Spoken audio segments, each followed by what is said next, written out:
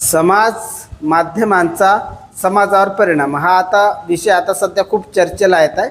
या विषयाला खूप म्हणजे बरेच जण याच्यावर भाष्य करत आहे आणि म्हणजे कुठल्या तरी कार्यक्रमाच्या निमित्तानं साहित्य संमेलन असो किंवा कुठल्याही कार्यक्रमाच्या तर वडीलधारी माणसं युवक वगैरे याच्यावर बोलतात। मला एवढंच म्हणायचं की समाज माध्यम जर समाजावर जर विपरीत परिणाम करायला लागले तर मग त्याच्यावर सोल्युशन काय?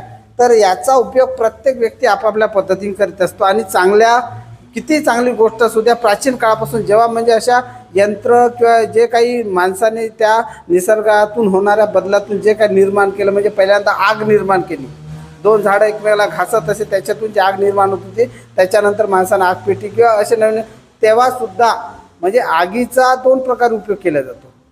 आगीचा दोन उपयोग होतो, म्हणजे एक अन्न बनवण्यासाठी एक चांगला विधायक आणि दुसरा एका म्हणजे असे बरेच ठिकाणी आपण आगीच्या ठिकाणी चांगल्या मोठे मोठे ठिकाणं उद्ध्वस्त झाल्याचे आपण पाहतो। हा विघात उपयोग आहे। तर किती चांगली गोष्ट असू द्या त्याचा चांगला आणि वाईट उपयोग होतोच, कारण अनावधानाने सुद्धा होतो आणि काही चुकीचे लोकसुद्धा त्याचा उपयोग करतात। तर तो विषय आपल्याला हे नाही म्हणजे असं म्हणताच येणार नाही की याचा वाईट उपयोग होतो किंवा चांगलाच उपयोग होतो। त्याच्यामुळे चांगल्या गोष्टीसाठी अशा गोष्टी निर्माण होतातच, त्या कराव्यात। तर समाज माध्यमाचा अनेक लोक म्हणजे काही लोक वाईट उपयोग होत आहे, परंतु चांगला उपयोग जास्त होत आहे। समाज माध्यमाच्या निमित्तानं प्रत्येक व्यक्तीला एक सर्वात मोठा एक व्यासपीठ, स्टेज, प्लॅटफॉर्म मिळालेला आहे। प्रत्येक व्यक्ती या जगाच्या कुठल्याही कोपऱ्यातून स्वतःचे विचार परखडपणे मांडू शकतो आणि त्याचे विचार व्हायरल होतात। आणि एवढं एका सर्वसामान्य माणसाला शक्य आहे का? एखाद्या व्यक्तीला जर बोलायचं किती मोठं हे लागते, त्यासाठी स्टेज निर्माण करा, लोकांना खर्च करा वगैरे वगैरे, पण असं काही नाही। त्याचे विचार चांगले असते तर चांगल्या लोकांपर्यंत ते पोहोचतात। आता काही चुकीच्या गोष्टीचा सुद्धा त्याच्यात पण ते घेणाऱ्यावर अवलंबून आहे।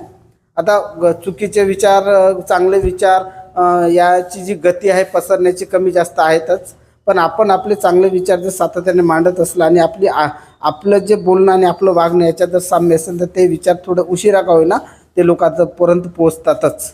एखादा माणूस चुकीचे विचार पसरवते, तो खूप प्रसिद्ध होते, याचा अर्थ आपण तसं करायचं नाही।